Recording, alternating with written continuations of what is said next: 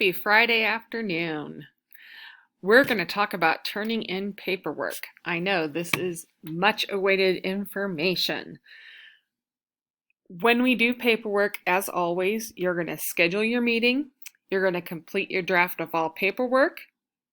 Check the what forms do I need that's in our staff resource if you're not sure what paperwork you need for each kind of meeting. Once you've had your meeting, everybody agrees to the services, no changes need to be made. Then a draft of all the items is going to be built in Brightsped under the IEP Builder. Let's go there now. Let's say this is a contingency learning plan.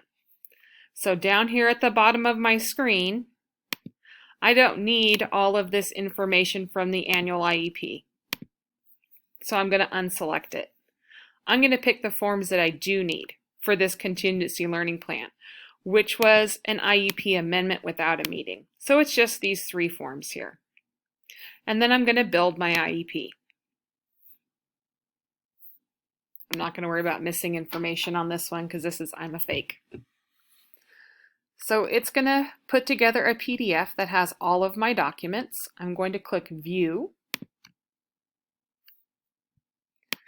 And from here, I'm going to print, save as a PDF. I'm going to call this Fake CLP 2020 and save it to my desktop so I can find it. Now, if this was an annual IEP, you could select all of the documents together and add in your extra documents that you want for this. Build your IEP. Again, fake student, we don't have to worry about it. As it puts all your information together, this is not just signature pages. This is all of your finalized IEP. You're going to say View, Print, save as a PDF. I'm going to call this one MP Annual 2020. Save it to my desktop so I can find it. Let's say it's an evaluation report. I had one of those. Here we go. It's an evaluation report. You can get all of your data here for your evaluation report and build that IEP, or sorry, eval report, because eval reports require signatures. So again, View, Save. We're going to call this Fake Eval 2020. Now my documents are saved. Any variety of this, whatever your meeting is, you're going to put those documents together. Once I have my documents ready to go, they're saved on my desktop, I am going to go open DocHub. Here we go. DocHub.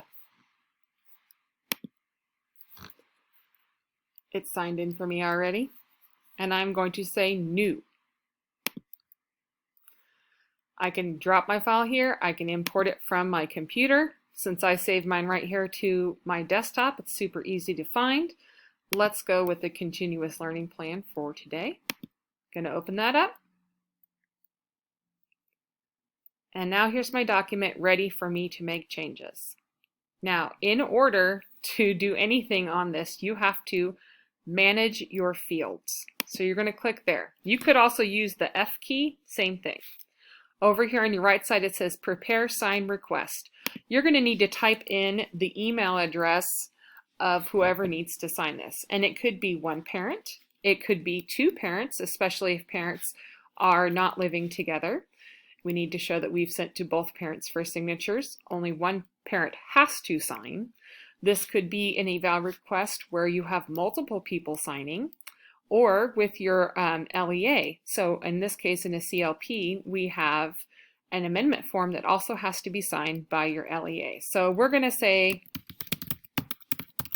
I'm the parent, and I'm going to add me as a person who can sign.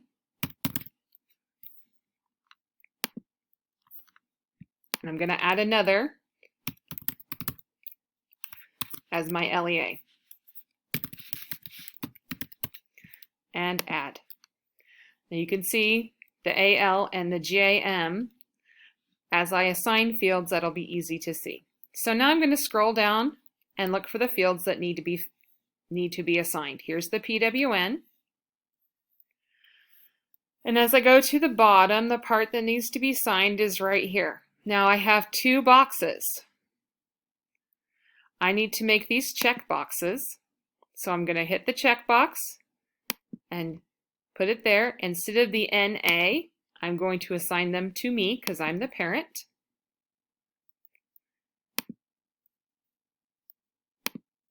I'm going to put the next one down here.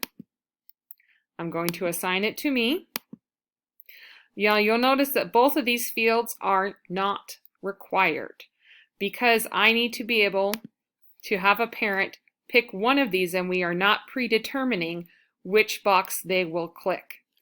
If you are concerned they will click more than one box, you can just type them a nice little note that says, please choose one box to give consent or not give consent. Please do not check both boxes. And I don't know, maybe I'll put that in red. And we can even put that up here at the top. So I have put in my check boxes. Now I'm going to come down here and put in a signature field. So I'm going to click here for sign, add the signature. Where it says NA, I'm going to assign it to me. Then I'm going to put in the date box right here, and again, assign it to me. And let's say I'm the only parent, so I don't need another signature page. Coming down to the amendment form, lots of boxes here. So again, you're going to put the checkbox on, assign it to the person who could sign it.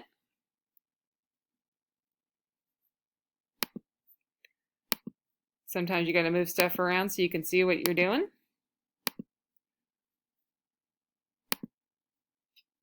Put the next one on. And I am not making these mandatory.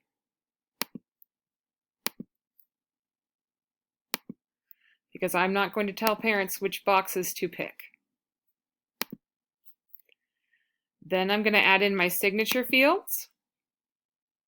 This is for the parent signature. And the next signature field down below is for the LEA. If you'll notice on the side here with the signatures, these are required fields. And you'll also notice that you'll know by the little lock that those are required fields. I'm going to put date fields in, and again assign them to the person who needs to fill them out. And put the next date field down here, and we're going to assign that to Jennifer because she's the LEA. And I'm going to scroll down. Now there's no signature on the contingency learning plan, and that's fine. We don't have to do anything to it. So I have added fields. Now there's a lot of stuff going on right here, so I might put in a little note that says, choose one for each of these areas.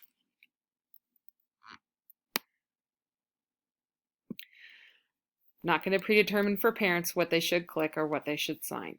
So now I have every field has someone assigned to it, and this is now ready to send to parents. So I'm going to prepare my sign request.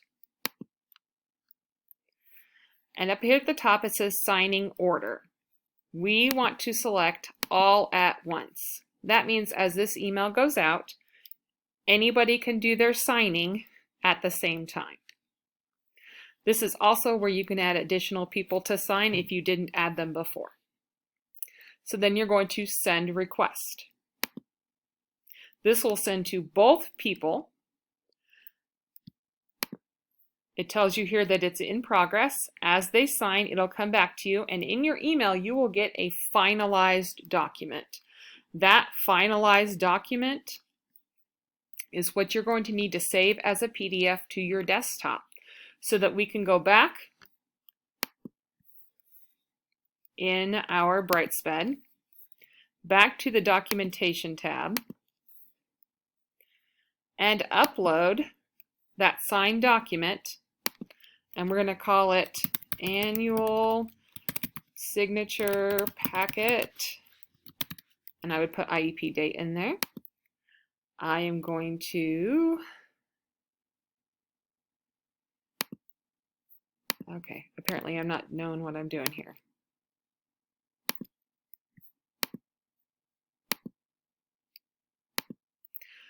There we go. Sorry about that. Gonna upload my form. So I'm gonna go back here, and I would have renamed it.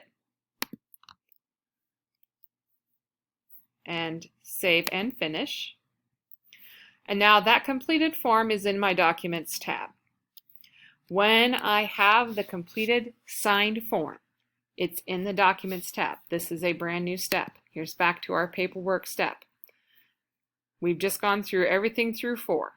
Don't move on to step 5 until your signed documents are saved in Brightsped. When they are, this is brand new, you're going to go to this Google form. Looks like this.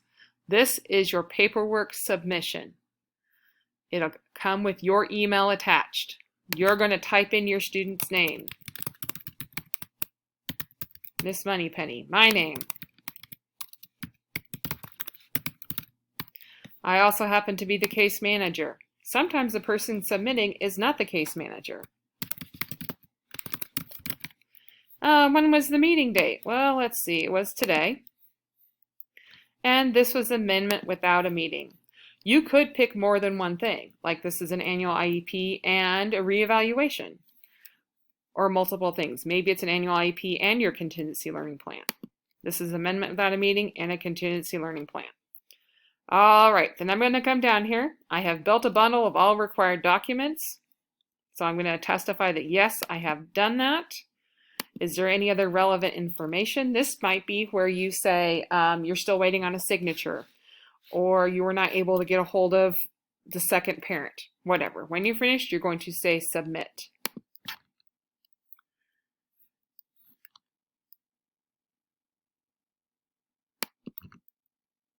So it has been submitted. When all of that information is finished, that form goes to Jennifer McLaughlin, who puts you in a database with Mary, and they go through all of your paperwork, and they will be the ones to contact you regarding any corrections and when the IEP is completed and uploaded. In the process of sending paperwork to parents, they have a copy of what was given at the meeting. They also need a finalized copy after it has been archived by Mary Cam and uploaded to the state. So that has not changed. Hopefully, this will help with some of the confusion about turning in paperwork. There will be no documents, no papers actually sent to TBL SEC. If for some reason you have paperwork that you have physical signatures for, you must scan in all the pages of that paperwork so that when it comes to us, we have the entire packet to upload. Or if you upload to Brightsped, you should scan in all of the pages, not just the one with the signature. Thank you guys. I hope this clears up confusion. Happy Friday again. Hopefully you'll enjoy your weekend and not spend the whole time working on paperwork.